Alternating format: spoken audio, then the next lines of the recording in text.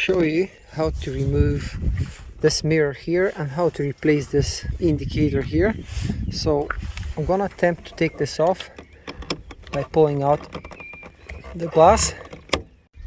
After you pull the glass out, you've got some clips on the back of it, which you can see.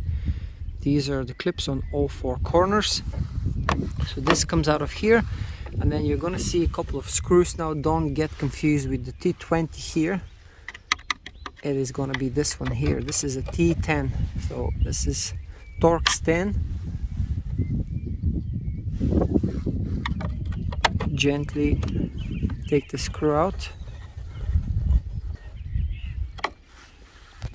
I've taken the screw out. This is T10, as I said earlier, and now let's take this indicator out.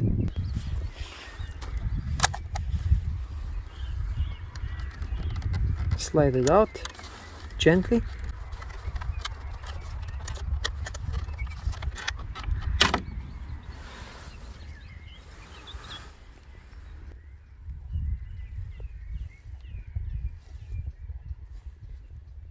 Sorry, I had to stop the video because it started raining, as you can see.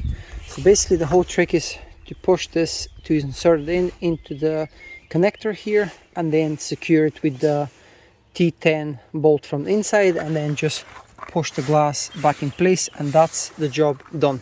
Hopefully you like it. If you do like it, hit the thumbs up and subscribe if you're not a subscriber, and I'll see you in the next one.